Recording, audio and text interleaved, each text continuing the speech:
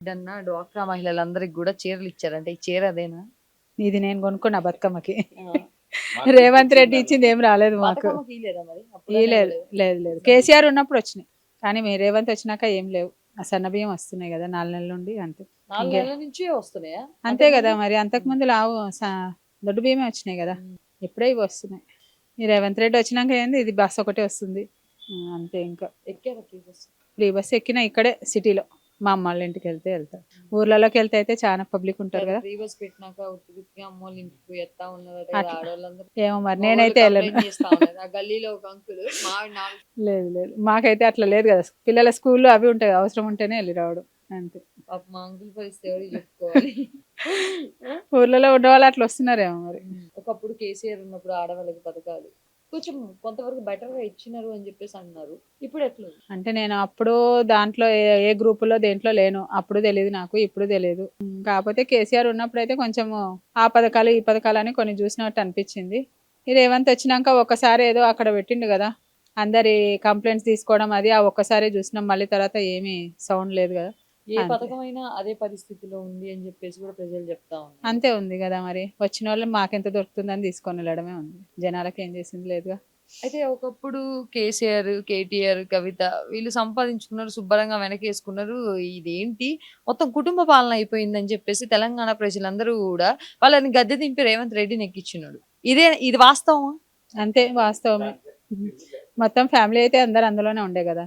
ఎవరికి ఎంత కావాలంటే అంత సంపాదించుకున్నారు మరి వాళ్ళు కూడా. ఇప్పుడు ఈయనకి ఏం లేదని ఈయన కూడా ఏడ్చినట్టున్నాడు పాపం. వచ్చిన తర్వాత నాకేం లేదని. ఇప్పుడు ఇక ఈయన కూడా ఎంతనా వేసుకుంటా ఉన్నాడు వెనక.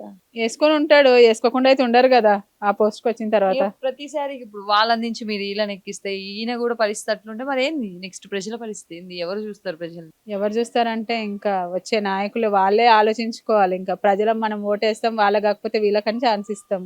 వాళ్ళు ఆలోచించాలి. మనము మన సిటీ బాగుండాలంటే, నేషన్ బాగుండాలంటే ఏం చేయాలనేది వాళ్ళు ఆలోచించాలి. తెలుసునా మీకు? అంటే తెలంగాణ ప్రజలు చాలా కొట్లాడి తెలంగాణను సంపాదించుకున్నారు వేరే రాష్ట్రం దగ్గర నుంచి. కానీ ఏం మార్పు ఉంది? ఏం మార్పు వచ్చింది? లేదంటే ఏమైనా మార్పు వచ్చిందా? లేదంటే ఎవరు దీని వల్ల స్వలాభ పడ్డారు? ఇట్లాంటివి ఏమైనా ఉన్నాయి? ఎవరు స్వలాభ పడ్డారంటే చనిపోయిన వాళ్ళైతే చాలా మంది తెలంగాణ కోసం చనిపోయినారు. స్టూడెంట్స్ చాలా మంది చనిపోయినారు. ఇంకా మన స్వలాభం అంటే ఏంటో ఇంకా వచ్చి నాయకులకి తెలవాలి. ప్రజలకంటే కొంచెం ఏంటో తెలంగాణ సైడ్ కొంచెం పెన్షన్స్ అవి ఇవ్వడము, రోడ్స్ అవి బాగు చేయించడం చేసినట్టున్నారు. ఉద్యోగ అవకాశాలు ఎక్కువ వస్తాయన్నారు. ఉద్యోగ అవకాశాలు అయితే ఏమీ అంత మారుతాయన్నారు. అవైతే ఏం లేవు కదా. చనిపోయిన వాళ్ళ కుటుంబాలకి జాబ్లు అన్నారు.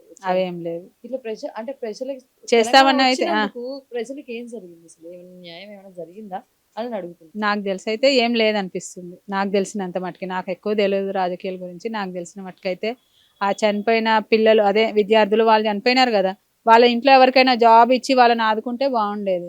ఏదో ఒకసారి చనిపోయిన రోజును గుర్తు చేసుకొని వెళ్ళి దీపం ముట్టిచ్చేస్తే ఏమి ఉండదు కదా. వాళ్ళ ఫ్యామిలీకి ఏదైనా కొంచెం అండదండగా ఉంటే, అరే తెలంగాణ కోసం మా బాబు చనిపోయినందుకు మాకు ఇట్లా ఉంది అని వాళ్ళ ఫ్యామిలీ కూడా అనుకోవాలి కదా. అట్లా ఉంటే బాగుండేదేమో నా సైడ్. అంతే.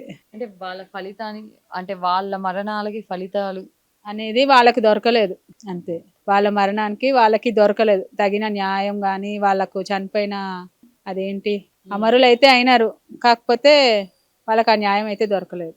అట్లా అనిపించింది. కేసీఆర్ వల్ల ఒకప్పుడు ప్రొఫెసర్స్ వీళ్ళ వల్ల చాలా వచ్చేది మనకు. ఓన్లీ కేసీఆర్ ఒక్క వారం రోజులు దీక్ష చేశాడు. ముఖ్యంగా సోనియా అయ్యకపోతే అసలు రానే రాకపోతుండే తెలంగాణ చెప్పుకోవాలంటే. వాస్తవమే. నాకు తెలుసు సోనియా అయ్యకపోతే కష్టం. ఇంకా ఎన్ని రోజులు నడుస్తుండేనో అది. ఆ రోజు మాత్రం ఆ పుణ్యమని ఒక కాంగ్రెస్ వల్ల సోనియా వల్ల తెలంగాణ వచ్చిందని నేను అనుకుంటున్నా కొద్దిగా అయితే. అది కానీ మెయిన్ అయితే కేసీఆర్ కుటుంబం చాలా బాగుపడ్డది నాకు తెలుసు. మీరేమనుకో అదే అట్లా. ఎందుకంటే ప్రజలకు ఎక్కువ ముట్టలే కానీ వాళ్ళకి మాత్రం మంచిగా బతికినన్ని నెలలు బతుకుతారని నేను అనుకుంటున్నా.